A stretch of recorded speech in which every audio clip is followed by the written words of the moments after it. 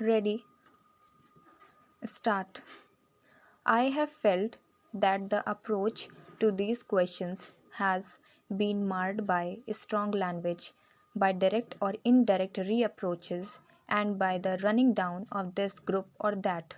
Consideration of these problems is not helped in the slightest by any province or community being run down and by any other part of the country considering itself more capable, more courageous, more independent, or more nationalistic.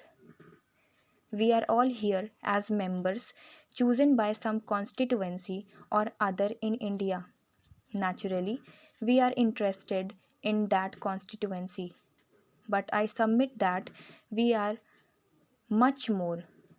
I am not here merely as member for the eastern part of Allahabad district. I consider a member of parliament to be a member for India. We are not members of some local municipality or district to consider the interests only of our area and forget the rest of India. We have to consider every question in relation to the whole country. As Prime Minister of India, I have to think in terms of India. I may make a mistake, as all of us make mistakes, but our bona fides must not be called into question. I submit that when we begin to challenge one another's bona fides, then any discussion and consideration of a problem and merits become difficult. Some honorable members may say, it is all very well, your intentions may be very good, but where have you landed us with your good intentions?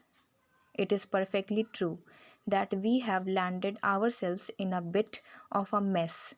I admit it, and I admit my responsibility for it because, as Prime Minister and otherwise also, I am at least partly responsible for it.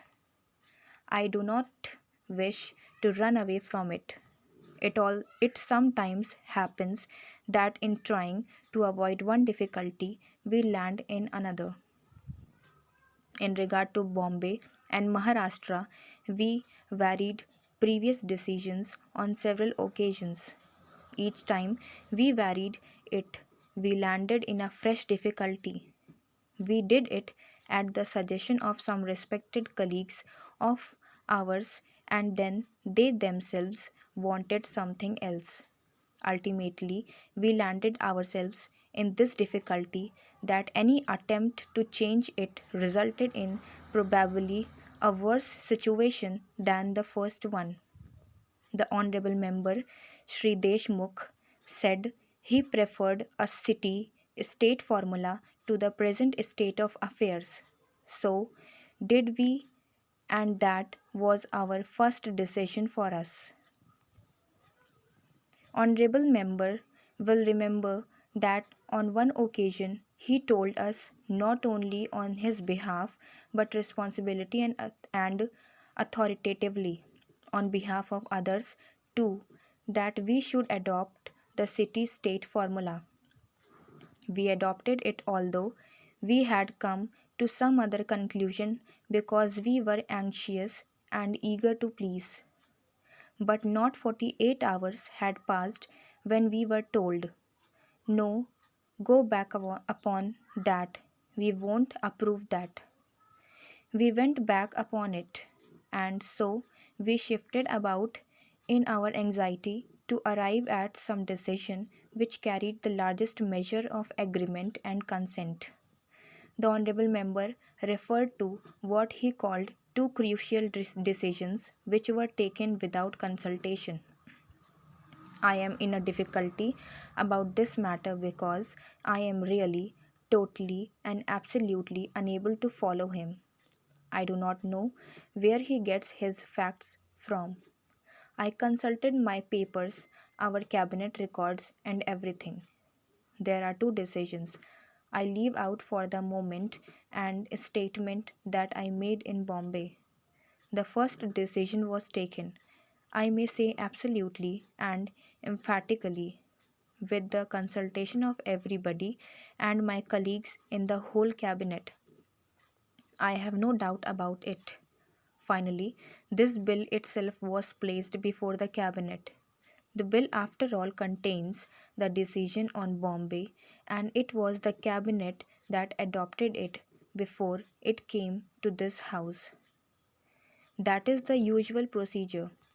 I do not understand how anyone can say, unless he is forgetting all this, that this decision was adopted without consultation.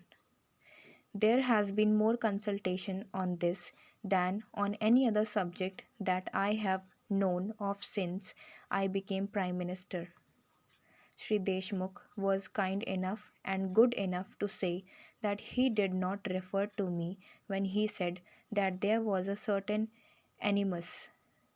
I thank him for the statement, but it is a small matter after all what I am and what I may be. But our method of government, the procedure we follow in the cabinet, in the government of India, in this parliament, and elsewhere are much bigger matters. Are we following wrong procedures? Are we overriding everybody and imposing some individual will, mine or a small committee's will, over this parliament, over the government, over the country? That is a vital matter. It is more vital than, I say, this whole state's reorganization bill. If we go wrong, how are we to function? It is a serious charge the Honourable Member has made. It is not easy to reply to it and to justify my own conduct, but I feel he has not assured justice. Stop.